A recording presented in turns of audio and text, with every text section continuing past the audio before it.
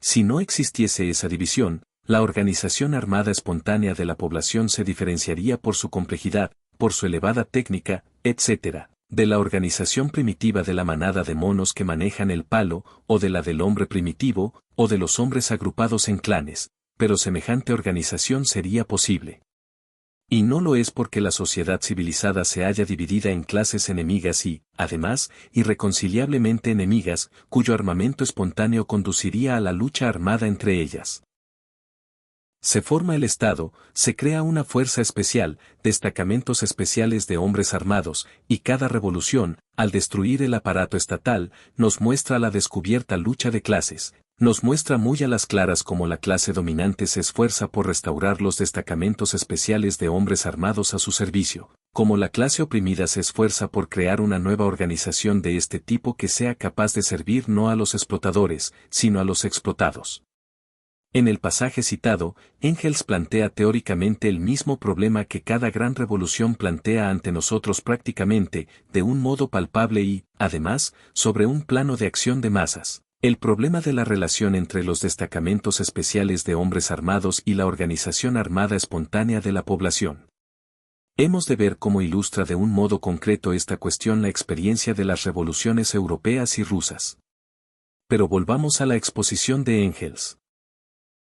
Engels señala que, a veces, por ejemplo, en algunos lugares de Norteamérica, esta fuerza pública es débil. Se trata de excepciones raras dentro de la sociedad capitalista y de aquellos sitios de Norteamérica en que imperaba, en el periodo preimperialista, el colono libre, pero que, en términos generales, se fortalece. La fuerza pública se fortalece a medida que los antagonismos de clases se exacerban dentro del Estado y a medida que se hacen más grandes y más poblados los estados colindantes.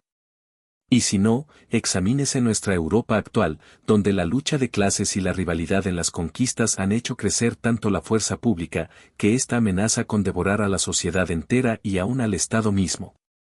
Esto fue escrito no más tarde que a comienzos de la década del 90 del siglo pasado. El último prólogo de Engels lleva la fecha del 16 de junio de 1891. Por aquel entonces, comenzaba apenas en Francia, y más tenuemente todavía en Norteamérica y en Alemania, el viraje hacia el imperialismo, tanto en el sentido de la dominación completa de los trusts, como en el sentido de la omnipotencia de los grandes bancos, en el sentido de una grandiosa política colonial, etc. Desde entonces, la rivalidad en las conquistas ha dado un gigantesco paso adelante. Tanto más cuanto que a comienzos de la segunda década del siglo XX el planeta quedó definitivamente repartido entre estos conquistadores rivales, es decir, entre las grandes potencias rapaces. En Francia y con Bismarck en Alemania. Y tal ha acontecido también agregamos nosotros con el gobierno de Kerensky en la Rusia republicana, después del paso a las persecuciones del proletariado revolucionario, en un momento en que los soviets, como consecuencia de hallarse dirigidos por demócratas pequeñoburgueses, son ya impotentes, y la burguesía no es todavía bastante fuerte para disolverlos pura y simplemente. En la República Democrática prosigue Engels la riqueza ejerce su poder indirectamente, pero de un modo tanto más seguro, y lo ejerce, en primer lugar, mediante la corrupción directa de los funcionarios, Norteamérica, y, en segundo lugar, mediante la alianza entre el gobierno y la bolsa, Francia y Norteamérica. En la actualidad, el imperialismo y la dominación de los bancos han desarrollado, hasta convertirlos en un arte extraordinario, estos dos métodos de defender y llevar a la práctica la omnipotencia de la riqueza en las repúblicas democráticas, sean cuales fueren. Si, por ejemplo, en los primeros meses de la República Democrática de Rusia, durante lo que podríamos llamar luna de miel de los socialistas eseristas y mencheviques con la burguesía, en el gobierno de coalición, el señor Palchinsky saboteó todas las medidas de restricción contra los capitalistas y sus latrocinios, contra sus actos de saqueo del fisco mediante los suministros de guerra, y si luego, una vez fuera del ministerio, el señor Palchinsky, sustituido, naturalmente, por otro. Palchinsky exactamente igual, fue recompensado por los capitalistas con un puestecito de 120.000 rublos de sueldo al año. ¿Qué significa esto? ¿Es un soborno directo o indirecto? ¿Es una alianza del gobierno con los consorcios o son solamente lazos de amistad? ¿Qué papel desempeñan los Chernov y los Tsereteli, los Absentiev y los Skobelev? ¿El de aliados directos o solamente indirectos de los millonarios malversadores de los fondos públicos? La omnipotencia de la riqueza también es más segura en las repúblicas democráticas porque no depende de unos u otros efectos del mecanismo político ni de la mala envoltura política del capitalismo. La república democrática es la mejor envoltura política de que puede revestirse el capitalismo, y, por lo tanto, el capital, al dominar, a través de los Palchinsky, los Chernov, los Tsereteli y CIA, esta envoltura, que es la mejor de todas, cimienta su poder de un modo tan seguro, tan firme, que no lo conmueve ningún cambio de personas, ni de instituciones, ni de partido dentro de la República Democrática Burguesa. Hay que advertir, además, que Engels, con la mayor precisión, llama también al sufragio universal instrumento de dominación de la burguesía. El sufragio universal, dice Engels, basándose, evidentemente, en la larga experiencia de la socialdemocracia alemana, es el índice de la madurez de la clase obrera. No puede llegar ni llegará nunca a más en el estado actual. Los demócratas pequeño-burgueses. En Francia y con Bismarck en Alemania. Y tal ha acontecido también agregamos nosotros con el gobierno de Kerensky en la Rusia republicana, después del paso a las persecuciones del proletariado revolucionario, en un momento en que los soviets, como consecuencia de hallarse dirigidos por demócratas pequeño-burgueses, son ya impotentes y la burguesía no es todavía bastante fuerte para disolverlos pura y simplemente. En la República Democrática prosigue Engels la riqueza ejerce su poder indirectamente, pero de un modo tanto más seguro, y lo ejerce, en primer lugar, mediante la corrupción directa de los funcionarios, Norteamérica, y, en segundo lugar, mediante la alianza entre el gobierno y la bolsa, Francia y Norteamérica. En la actualidad, el imperialismo y la dominación de los bancos han desarrollado, hasta convertirlos en un arte extraordinario, estos dos métodos de defender y llevar a la práctica la omnipotencia de la riqueza en las repúblicas democráticas, sean cuales fueren. Si, por ejemplo, en los primeros meses de la República Democrática de Rusia, durante lo que podríamos llamar luna de miel de los socialistas eseristas y mencheviques con la burguesía, en el gobierno de coalición, el señor Palchinsky saboteó todas las medidas de restricción contra los capitalistas y sus latrocinios, contra sus actos de saqueo del fisco mediante los suministros de guerra, y si luego, una vez fuera del ministerio, el señor Palchinsky, sustituido, naturalmente, por otro. Palchinsky exactamente igual, fue recompensado por los capitalistas con un puestecito de 120.000 rublos de sueldo al año. ¿Qué significa esto? ¿Es un soborno directo o indirecto? ¿Es una alianza del gobierno con los consorcios o son solamente lazos de amistad? ¿Qué papel desempeñan los Chernov y los Tsereteli, los Avsentiev y los Skobelev? ¿El de aliados directos o solamente indirectos de los millonarios malversadores de los fondos públicos? La omnipotencia de la riqueza también es más segura en las repúblicas democráticas porque no depende de unos u otros efectos del mecanismo político ni de la mala envoltura política del capitalismo.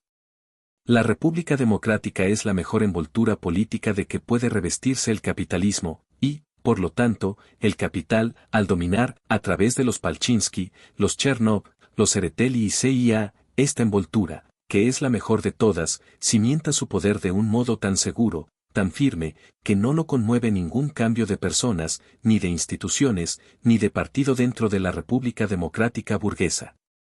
Hay que advertir, además, que Engels, con la mayor precisión, llama también al sufragio universal instrumento de dominación de la burguesía. El sufragio universal, dice Engels, basándose, evidentemente, en la larga experiencia de la socialdemocracia alemana, es el índice de la madurez de la clase obrera. No puede llegar ni llegará nunca a más en el estado actual. Los demócratas pequeño-burgueses. Por el estilo de nuestros eseristas y mencheviques y sus hermanos carnales, todos los socialchauvinistas y oportunistas de Europa Occidental esperan, en efecto, más del sufragio universal. Comparten ellos mismos e inculcan al pueblo la falsa idea de que el sufragio universal es, en el estado actual, un medio capaz de revelar realmente la voluntad de la mayoría de los trabajadores y de garantizar su puesta en práctica. Aquí no podemos hacer más que señalar esta falsa idea, poner de manifiesto que esta afirmación de Engels, completamente clara, precisa y concreta, se adultera a cada paso en la propaganda y en la agitación de los partidos socialistas oficiales, es decir, oportunistas. Una explicación minuciosa de toda la falsedad de esta idea, rechazada aquí por Engels, la encontraremos más adelante en nuestra exposición de los puntos de vista de Marx y Engels sobre el Estado actual. En la más popular de sus obras, Engels hace un resumen general de sus puntos de vista en los siguientes términos: por tanto, el Estado no ha existido eternamente. Ha habido sociedades que se las arreglaron sin él, que no tuvieron la menor noción del Estado ni de su poder. Al llegar a cierta fase del desarrollo económico, que estaba ligada necesariamente a la división de la sociedad en clases, esta división hizo del Estado una necesidad. Ahora nos aproximamos con rapidez a una fase de desarrollo de la producción en que la existencia de estas clases no solo deja de ser una necesidad, sino que se convierte en un obstáculo directo para la producción. Las clases desaparecerán de un modo tan inevitable como surgieron en su tiempo. Con la desaparición de las clases, desaparecerá inevitablemente el Estado. La sociedad, reorganizando de un modo nuevo la producción sobre la base de una asociación libre de productores iguales, enviará toda la máquina del Estado al lugar que entonces le ha de corresponder, al Museo de Antigüedades, junto a la rueca y el hacha de bronce. No se encuentra con frecuencia esta cita en las publicaciones de propaganda y agitación de la socialdemocracia contemporánea. Pero incluso cuando nos encontramos con ella es, casi siempre, como si se hicieran reverencias ante un icono, o sea, para rendir un homenaje oficial a Engels, sin el menor intento de analizar la amplitud y profundidad de la revolución que supone enviar toda la máquina del Estado al Museo de Antigüedades. En la mayoría de los casos, no se ve ni siquiera la comprensión de lo que Engels llama la máquina del Estado. 4. La extinción del Estado y la revolución violenta. Las palabras de Engels sobre la extinción del Estado gozan de tanta celebridad, se citan con tanta frecuencia y muestran con tanto relieve dónde está el quid de la adulteración corriente del marxismo por la cual éste es adaptado al oportunismo, que se hace necesario detenerse a examinarlas detalladamente. Citaremos todo el pasaje donde figuran estas palabras.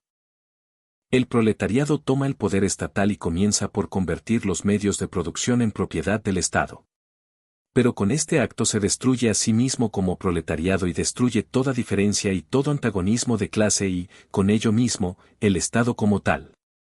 La sociedad, que se ha movido hasta ahora entre antagonismos de clase, ha tenido necesidad del Estado, o sea de una organización de la clase explotadora para mantener las condiciones exteriores de producción y por tanto, particularmente, para mantener por la fuerza a la clase explotada en las condiciones de opresión, la esclavitud, la servidumbre, el trabajo asalariado, determinadas por el modo de producción existente.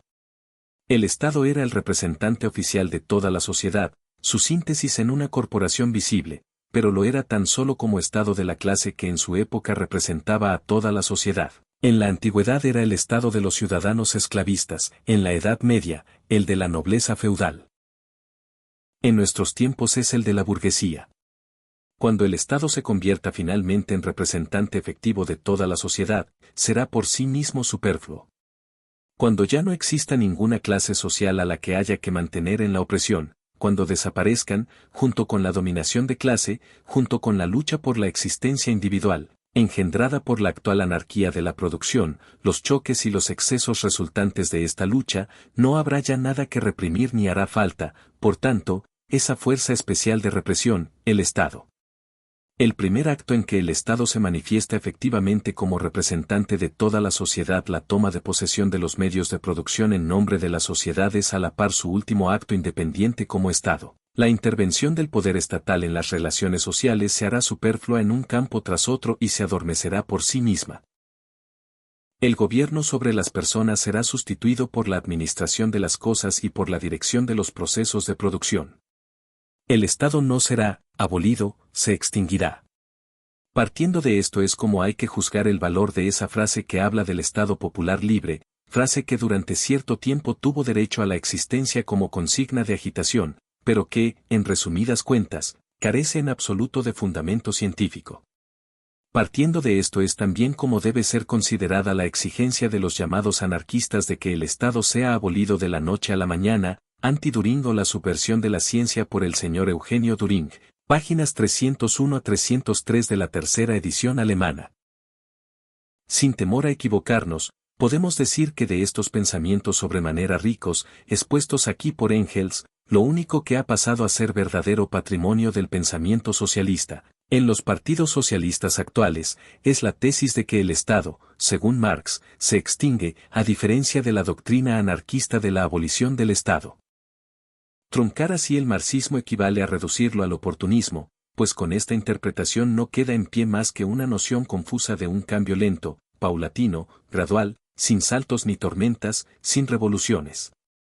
Hablar de la extinción del Estado, en el sentido corriente, generalizado, de masas, si cabe decirlo así, equivale indudablemente a esfumar, si no a negar, la revolución. Pero semejante interpretación es la más tosca tergiversación del marxismo, tergiversación que solo favorece a la burguesía que descansa teóricamente en la omisión de circunstancias y consideraciones importantísimas que se indican, por ejemplo, en el resumen contenido en el pasaje de Engels íntegramente citado por nosotros. En primer lugar, Engels dice en el comienzo mismo de este pasaje que, al tomar el poder estatal, el proletariado destruye con ello mismo el Estado como tal. No es usual pararse a pensar lo que significa esto. Lo corriente es desentenderse de ella en absoluto o considerarlo algo así como una debilidad hegeliana de Engels. En realidad, estas palabras encierran concisamente la experiencia de una de las más grandes revoluciones proletarias, la experiencia de la Comuna de París de 1871, de la cual hablaremos detalladamente en su lugar. En realidad, Engels habla aquí de la destrucción del Estado de la burguesía por la revolución proletaria, mientras que las palabras relativas a la extinción del Estado se refieren a los restos del Estado proletario después de la revolución socialista. El Estado burgués no se extingue, según Engels, sino que es destruido por el proletariado en la revolución. El que se extingue, después de esta revolución, es el Estado o semiestado proletario. En segundo lugar, el Estado es una fuerza especial de represión. Esta magnífica y profundísima definición nos la da Engels aquí con la más completa claridad. Y de ella se deduce que la fuerza especial de represión del proletariado por la burguesía, de millones de trabajadores por unos puñados de ricachos, debe sustituirse por una fuerza especial de represión de la burguesía por el proletariado, dictadura del proletariado. En esto consiste precisamente la destrucción del Estado como tal. En esto consiste precisamente el acto de la toma de posesión de los medios de producción en nombre de la sociedad. Y es de suyo evidente que semejante sustitución de una fuerza especial, la burguesa, por otra, la proletaria, ya no puede operarse, en modo alguno, bajo la forma de extinción. En tercer lugar, Engels, al hablar de la extinción y con palabra todavía más plástica y gráfica del adormecimiento del Estado, se refiere con absoluta claridad y precisión a la época posterior a la toma de posesión de los medios de producción por el Estado en nombre de toda la sociedad, es decir, posterior a la Revolución Socialista. Todos sabemos que la forma política del Estado, en esta época, es la democracia más completa. Pero a ninguno de los oportunistas que tergiversan desvergonzadamente el marxismo se le viene a las mientes la idea de que, por consiguiente, Engels hable aquí del adormecimiento y de la extinción de la democracia. Esto parece, a primera vista, muy extraño. Pero solo es incomprensible para quien no haya comprendido que la democracia es también un Estado y que, en consecuencia, la democracia también desaparecerá cuando desaparezca el Estado. El Estado burgués solo puede ser destruido por la revolución. El Estado en general, es decir, la más completa democracia, solo puede extinguirse.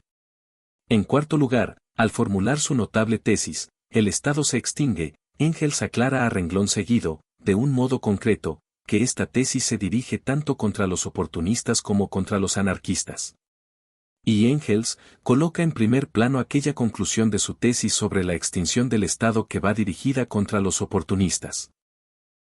Podría apostarse que de 10.000 hombres que hayan leído u oído hablar acerca de la extinción del Estado, 9.990 no saben u olvidan en absoluto que Engels no dirigió solamente contra los anarquistas sus conclusiones derivadas de esta tesis.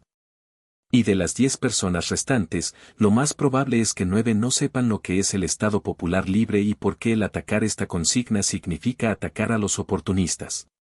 Así se escribe la historia.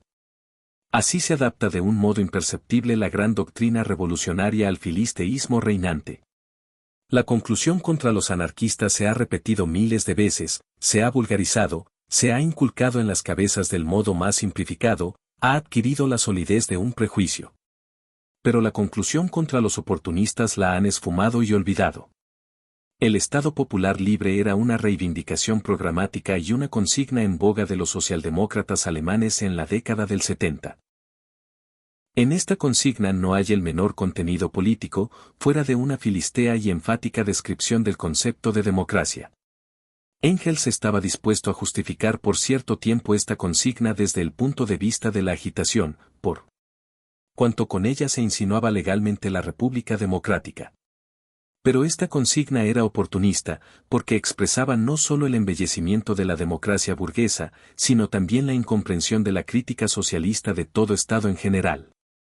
Nosotros somos partidarios de la República Democrática, como la mejor forma de Estado para el proletariado bajo el capitalismo, pero no tenemos ningún derecho a olvidar que la esclavitud asalariada es el destino del pueblo, incluso bajo la República burguesa más democrática. Más aún, todo Estado es una fuerza especial para la represión de la clase oprimida. Por eso, todo Estado ni es libre ni es popular. Marx y Engels explicaron esto reiteradamente a sus camaradas de partido en la década del 70. Parece tener en cuenta todos los aspectos del proceso, todas las tendencias del desarrollo, todas las influencias contradictorias, etc., cuando en realidad no da ninguna interpretación completa y revolucionaria del proceso del desarrollo social.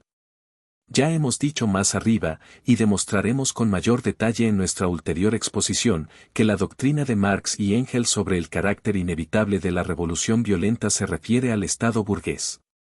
Este no puede sustituirse por el Estado proletario, por la dictadura del proletariado, mediante la extinción, sino solo, como regla general, mediante la revolución violenta. El panegírico que dedica Engels a esta y que coincide plenamente con reiteradas manifestaciones de Marx, recordemos el final de miseria de la filosofía y del manifiesto comunista con la declaración orgullosa y franca sobre el carácter inevitable de la revolución violenta. Recordemos la crítica del programa de Gotha de 1875, cuando ya habían pasado casi 30 años, en la que Marx fustiga implacablemente el oportunismo de este programa 6. Dicho panegírico no tiene nada de apasionamiento, ni de declamación, ni de salida polémica. La necesidad de educar sistemáticamente a las masas precisamente en esta idea de la revolución violenta, constituye la base de toda la doctrina de Marx y Engels. La traición cometida contra su doctrina por las corrientes socialchauvinista y kautskiana imperantes hoy se manifiesta con singular relieve en el olvido por unos y otros de esta propaganda, de esta agitación. La sustitución del Estado burgués por el Estado proletario es imposible sin una revolución violenta. La supresión del Estado proletario, es decir, la supresión de todo Estado, solo es posible por medio de un proceso de extinción. Marx y Engels desarrollaron estas ideas de un modo minucioso y concreto, estudiando cada situación revolucionaria por separado, analizando las enseñanzas sacadas de la experiencia de cada revolución. Pasamos a examinar esta parte de su doctrina, que es, incuestionablemente, la más importante. Soy Elma Hilario, directora del canal Perú Camachi Prensa Alternativa. Si te gustó el video, regálame un me gusta. También puedes suscribirte al canal y activar la campana de notificaciones. Si te gustaría apoyar al canal, puedes hacerlo a través de Yape, PayPal, Western Union. Lo que hagamos hoy tendrá eco en la eternidad. Ñuqanchis ruwasqanchis kunan uyarikunqa hanaqpachapi.